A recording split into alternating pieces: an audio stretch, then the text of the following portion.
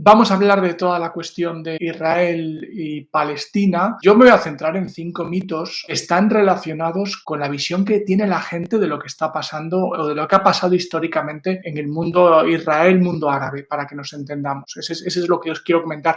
No voy a contar una historia de este proceso, pero me voy a dedicar simplemente a dar datos de cosas que la gente, yo detecto. Lógicamente hay gente experta que tiene mucha idea de todo esto y te lo explica muy bien y argumenta muy bien, pero luego hay personas que van soltando mitos sobre los dos lados, porque yo tampoco quiero aquí poner de buenos a unos y de malos a otros, más que nada porque esto es poliédrico, o sea, es muy complicado este conflicto como para soltar un eslogan y decir esto es así y punto. Entonces es un tema muy complejo donde no me quiero meter demasiado y simplemente me voy a centrar en algo que son datos. Son 5 mitos que voy a desmontar con datos.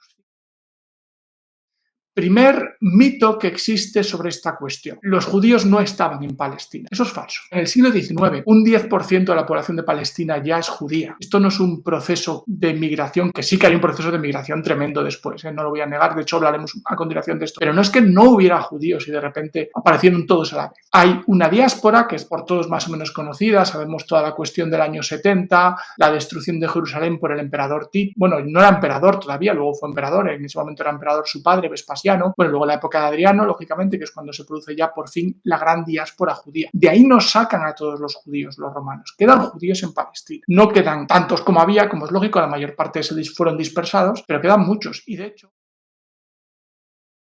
segundo mito, el proceso de gran migración de los judíos, un término que nadie utiliza, que son las aliyá, esos grandes procesos migratorios de judíos a Palestina como consecuencia del sionismo internacional, de no hay Sion sin Sion, de estas convenciones que hay durante el siglo XIX, que se fortalecen a partir del caso Dreyfus. Bueno, eso es otro de los mitos que habría que tocar, como al final los que han quedado como los grandes antisemitas son los alemanes por cuestiones evidentes, pero el antisemitismo antes de Hitler es mucho más fuerte en Francia y en Rusia, pero bueno, eso daría para otro mito. Pero bueno, las aliyá, que son estas grandes migraciones de judíos a Palestina, hay gente que piensa que suceden después de la Segunda Guerra Mundial como consecuencia del Holocausto y de la pena que le da al mundo lo que ha pasado con el pueblo judío. Pues esto también es mentira. Las aliyá empiezan a finales del 19. Os decía que había un 10% de población judía ya en Palestina en el último tercio del 19. Pues en la parte final del 19 y principios del 20 se van a producir 4 aliyás seguidas y son procesos migratorios donde van llegando judíos a Palestina. Y esto sucede antes de la llegada de Hitler al poder, sucede antes del Holocausto. Es otro mito que circula, ¿no? En el 45, como consecuencia del Holocausto, los metieron a todos ahí y les dieron un estado porque les daba mucha pena, etc. Pues no va por ahí. Es verdad que la gran aliyá, la más fuerte de todas, es la posterior a la Segunda Guerra Mundial. Eso tampoco hay que desmentirlo, ¿vale? El conflicto empieza en el 48, o si queréis en el 47 o en el 46. Mentira, ya hay una situación de conflicto entre árabes y judíos. Ya en los años 20, finales de los años 20 y principios de los años 30, hay enfrentamientos, matanzas. Esto no sucede cuando termina la Segunda Guerra Mundial. Esto viene de antes. Es más, es curioso porque al principio la llegada de los judíos a Palestina a los árabes no les parece mal. Lo que pasa es que progresivamente la relación entre los dos grupos se va complicando porque los judíos tienen un objetivo muy claro, que es crear su Estado al modelo de la nación-Estado europea, crearlo en Palestina. Y ahí están los palestinos, que son árabes. Al mismo tiempo, esos judíos, cuando tienen campos, tienen plantaciones, tienen incluso fábricas, no contratan a árabes, salvo que no tengan más remedio.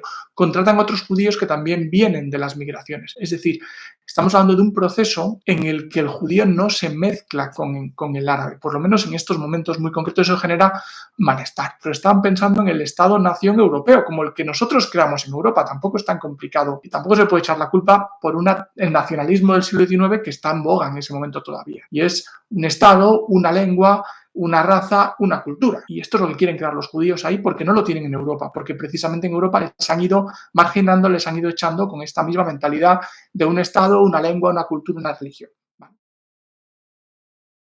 Y vamos con la cuarta. Los Estados Unidos es históricamente el gran apoyo, el gran baluarte del Estado judío. Esto es cierto, pero no totalmente cierto. Insisto, el apoyo de los Estados Unidos al Estado de Israel es un hecho, no hace falta ser muy espabilado para verlo. Históricamente es un hecho también. Es un hecho que un líder político norteamericano, ya sea republicano o sea demócrata, tiene que tener pues al lobby judío de los Estados Unidos a su favor. Y eso supone que tienes que apoyar al Estado de Israel. Pero se olvida el papel británico y se olvida el papel soviético. La Unión Soviética tiene un papel muy importante importante porque al principio sí que apoya todo el fenómeno de la formación del Estado de Israel. Más que nada porque buena parte de los primeros protagonistas de las primeras aliyás son gente que viene del mundo soviético, bueno, del mundo de la Rusia zarista y después soviético, porque hay varias aliyás y depende en qué momento salgan. Pero claro, muchos vienen de ahí, por lo tanto tienen vínculos con la patria rusa, por llamarlo de alguna manera, y además las primeras organizaciones de tipo agrario y de tipo empresarial y de formas son muy socialistas en el Estado judío. Luego el Estado judío se va a conformar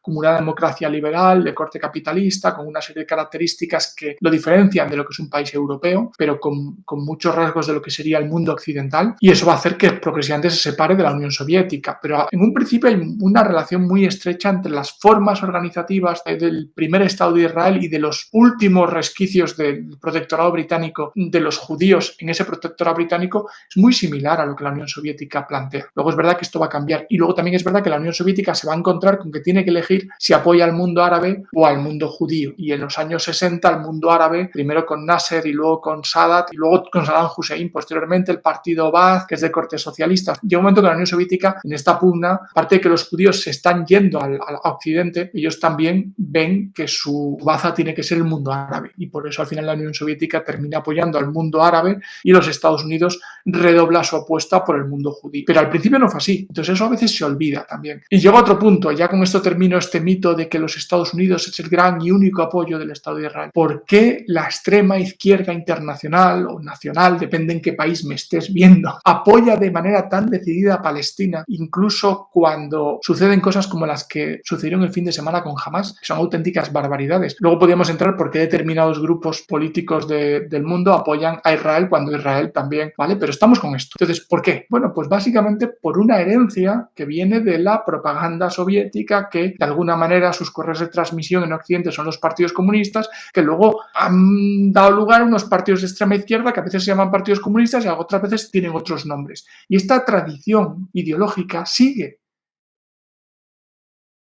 Entonces, ¿qué es lo que sucede? Que la primera guerra entre árabes e israelíes no es una guerra entre palestinos y judíos, es una guerra entre varias naciones o estados recién fundados árabes e Israel. No es una guerra entre palestinos e israelíes propiamente dicha. Se produce una invasión por parte del Líbano, por parte de Egipto, por parte de Irak y por parte de Jordania, la que me faltaba. Esos cuatro estados no aceptan la resolución 181 de Naciones Unidas por las que se fundan dos estados y hacen dos cosas que son muy interesantes. La primera es recomendar a todos los árabes que abandonen sus casas porque van a entrar y lógicamente van a intentar acabar con el Estado judío recién proclamado por Ben Gurión, respaldado por Naciones Unidas, artículo 180, que luego Israel se lo ha saltado progresivamente. Tampoco quiero aquí meter a Israel como...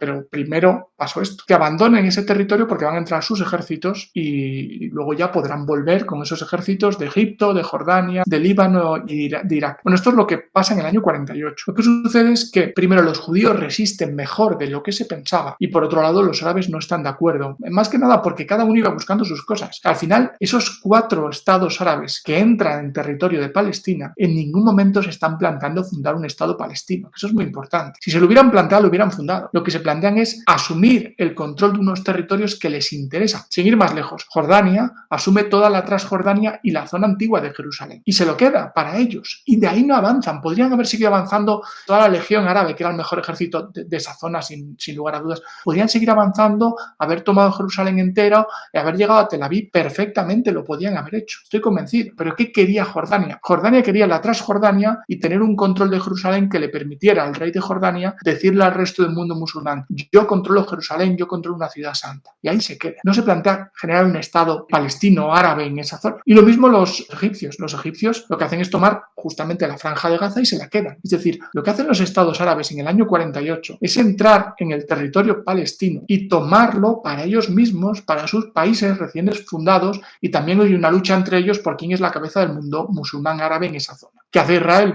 Lo mismo. Mantiene sus posesiones y ocupa algunos territorios, no muchos, la verdad. En ese momento no fueron muchos, fueron más en la guerra de los 6 días. Ocupa algunos territorios que correspondían a los palestinos. Por lo tanto, en ese momento que tenemos que han perdido los palestinos, 700.000 palestinos quedan en campos de refugiados en este momento en manos de jordanos y de egipcios. Eso es lo que tenemos. Pero ¿quién ha montado este lío? Después de lo que os he contado, ¿Quién se cargó la formación del Estado palestino en el año 48? Desde mi punto de vista, todos. Incluso los palestinos que decidieron irse, los pobrecillos. Porque los palestinos que se quedaron, los judíos sí que los asumieron, lógicamente no como ciudadanos de primer nivel. Esto, por tanto, es un problema mucho más complejo. Esto no es que en el 48 la ONU lanza la 181 y 2 estados y que Israel no respeta los 2 estados. No, esto es que ninguna de las 4 naciones árabes respeta los estados y que los pueblos palestinos en gran medida son engañados, aunque luego es verdad que esos palestinos van a caer sobre los hombros, por ejemplo, de Jordania en campos de refugiados que le van a generar muchísimos problemas, o no os cuento nada los problemas que le han generado los palestinos al Líbano, sin ir más lejos. Y vamos un paso más, porque no voy a entrar en la guerra de los 6 días y la guerra del Yom Kippur, pues son muy complejas. Ahora mismo estamos hablando de que todo el mundo dice, no, Gaza es un territorio cerrado por Israel que depende económicamente de Israel, el agua, la electricidad, cosa que es cierta, todo lo que estoy diciendo es cierto.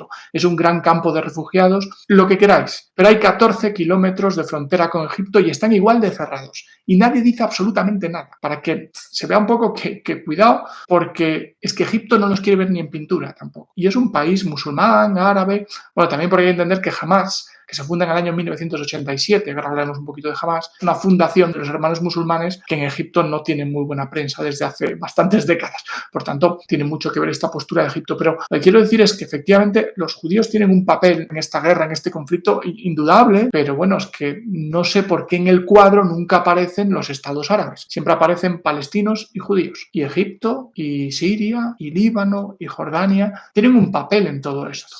En el año 1987 se funda Hamás, con, por cierto, cierto apoyo, o bueno, los judíos lo ven bien, porque es una manera de a la autoridad palestina, la OLP de aquel momento Yasir Arafat, de hacerle sombra. Todo Fatah de repente se encuentra con que por otro lado tiene a Hamás, y eso incluso ha generado una guerra civil entre palestinos. Nada, estamos hablando de las últimas 2 décadas, menos de 2 décadas, no me estoy yendo a los años 80, 70, o sea, han estado enfrentadas la autoridad palestina de Mahmoud Abbas y Hamás, o sea, esto no es nuevo. Cualquiera que haya seguido el conflicto lo sabe. Pero me iba a ir a otra cosa, y es que se está hablando siempre de Israel y Palestina, y lo que tenemos ahora mismo no es un conflicto entre Israel y Palestina, lo que tenemos es un conflicto entre Israel y Hamás, porque ahora mismo en Cisjordania los israelíes no van a entrar, no están bombardeando, y los habitantes de Cisjordania no se están planteando, en principio que yo sepa, nada extraño, ni bombardear tampoco, ni entrar, etc. Pero es que a veces hablamos de los palestinos y realmente estamos hablando de 2 millones de palestinos que están en Gaza, los demás no están en Gaza, que están bajo el gobierno de Hamás y que muchos de ellos no estarán de acuerdo con lo que está haciendo Hamás. Es más,